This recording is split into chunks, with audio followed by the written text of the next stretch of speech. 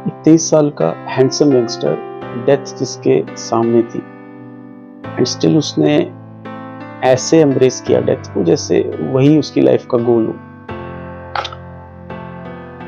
आज हम बात कर रहे हैं भगत सिंह के बारे में।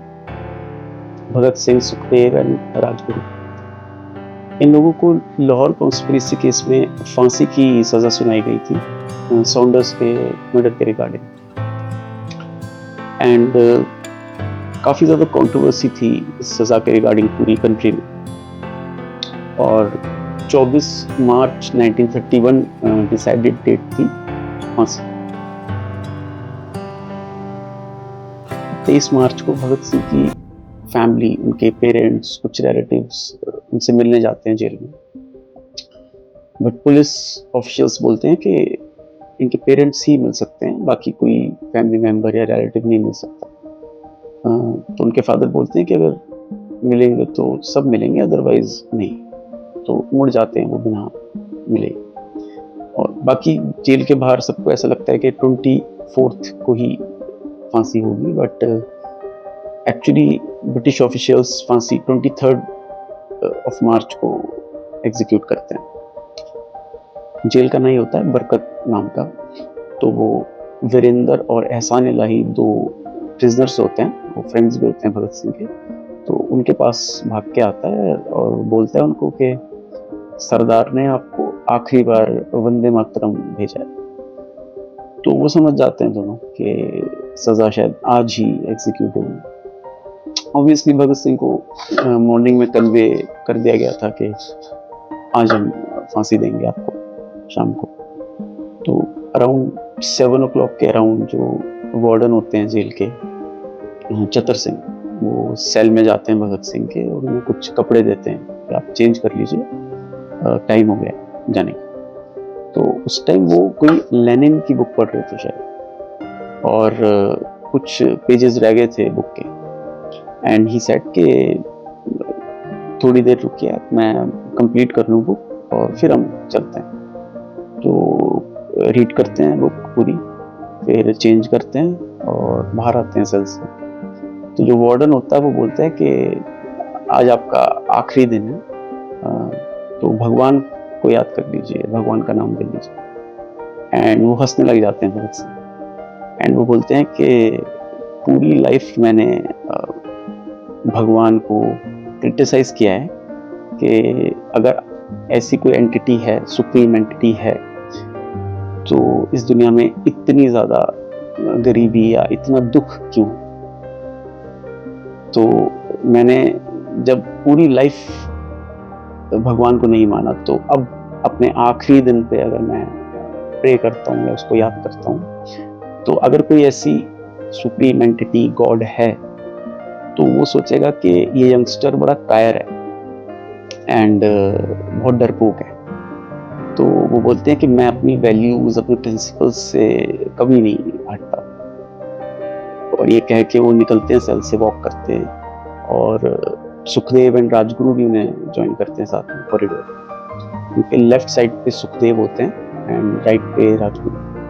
और जो जेल के इनमेट्स होते हैं, जो जेल में सेल में होते हैं, वो इनकलाब जिंदाबाद के नारे लगा रहे थे एंड वॉक करते हुए वो गाना भी गा रहे थे, दिल से निकलेगी न मरकर भी वतन की उल्फत, मेरी मिट्टी से भी खुशबुए वतन आएगी। ये गाना गाते हुए कॉरिडोर से निकलते हैं वो। एंड वार्डन आगे था उनके। फांसी घर पहुंचते हैं, फांसी घर का डोर खोलते हैं वार्डन। वहाँ जेल के चीफ सुपरिटेंडेंट अवेलेबल होते हैं और भगत सिंह उनके सामने जाते हैं, बोलते हैं कि मिस्टर मजिस्ट्रेट, आप बहुत फॉर्चुनेट हैं, लकी हैं कि आज आप इंडियन रिवोल्यूशनरीज को मौत को गले लगाते हुए देखें खुशी से, अपने आइडियाज़ के लिए, अपनी मूवमेंट के लिए, अपनी फ्रीडम फाइट के लिए। भगत सिंह सेंटर में होते हैं और एक बार वो लेफ्ट एंड राइट देखते हैं, अपने फांसी के फंदे को किस करते हैं। और वार्डन ने जो बाद में बताया अपने अकाउंट में, वो बोलता है कि एक अजीब सी स्माइल होती है उनके फेस पे, तीनों पे। अ, फांसी के फंदे को किस करते हैं, खुद अपने हाथ से डालते हैं और with in seconds rope tight हो जाती है और जो ट्रैप डोर होता है नीचे वो ओपन हो जाता है। एंड जो एग्जैक्ट टाइम उनकी डेथ का था वो था 7:33 PM। और नेक्स्ट डे फिर वार्डन मॉर्निंग में जाता है वीरेंद्र और एहसान इलाही के पास, जो इनमेट्स होते हैं भगत सिंह, एंड इमोशनल होता है थोड़ा। एंड वो बोलता है कि मैंने इतनी फांसी देखी है बट इतनी ब्रेवरी से किसी को अपनी मौत फेस करते हुए नहीं देखा। ब्रिटिश ऑफिशियल्स उनकी बॉडी को उनकी फैमिली को नहीं देते हैं। रात को उनकी बॉडी को बाहर निकाला जाता है और उनकी बॉडी को छोटे छोटे टुकड़ों में चॉप किया जाता है और सतलुज के किनारे आधा अधूरा जला दिया जाता है। शायद उन्हें डर था कि ये बंदा मरने के बाद भी उनके लिए मुसीबत क्रिएट कर सकता है। और फिर उसके बाद उनकी फैमिली नेक्स्ट डे जाके कलेक्ट करती है बॉडी पार्ट्स और फिर फाइनली उनका जो फॉर्मल फ्यूनरल होता है। अराउंड 2 साल के लिए वो जेल में थे, भगत सिंह एंड उनके इनमेट्स। उसमें से इन टोटल 116 दिन के लिए हंगर स्ट्राइक पे रहे थे जेल में, जो मुद्दे थे उनके रिगार्डिंग। और इसको लेके कुछ लीडर्स जैसे जवाहरलाल नेहरू ने भी असेंबली में बोला था इनके रिगार्डिंग।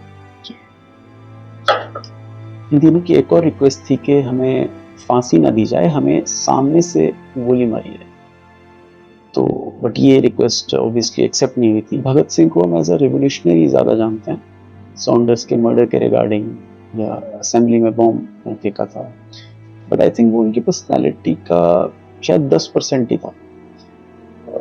बहुत पढ़ते थे, लिखते थे, एसेज राइट करते थे, लेटर्स लिखते थे जेल में, और डिफरेंट सब्जेक्ट्स पे नॉलेज थी, डेप्थ थी बहुत ज़्यादा। एक 22-23 साल के लड़के में इतनी ज़्यादा डेप्थ, और उस 1930s के अराउंड जब इंफॉर्मेशन इतनी ज़्यादा अवेलेबल नहीं थी, इंटरनेट भी नहीं था, तो बुक्स भी इवन बहुत मुश्किल से अवेलेबल होती थी। उनकी राइटिंग्स जो उन्होंने एसेज या लेटर्स लिखे थे उनको एक कंपाइल किया गया एक बुक में। उनके एसे के नाम पे इस बुक का नाम भी है, why I am an atheist, मैं नास्तिक क्यों। इस लाइन से, सिर्फ इस लाइन से उन्हें जज करना ठीक नहीं होगा, बट डिफरेंट सब्जेक्ट्स पे उन्होंने लिखा। जैसे अपने फादर को उन्होंने एक लेटर लिखा, या जो रेड पैम्फलेट नाम से एक ऐसे लिखा उन्होंने लाहौर हाई कोर्ट बेंच के सामने, जो उनका स्टेटमेंट था। और डिफरेंट सब्जेक्ट्स पे सब तो डिस्कस करना ऑब्वियसली पॉसिबल नहीं। बहुत स्ट्रॉन्ग प्रिंसिपल्स पे वो लाइफ जीता था, अपनी वैल्यूज पे वो लास्ट दिन तक खड़ा रहा। This is actually very surprising and very fascinating.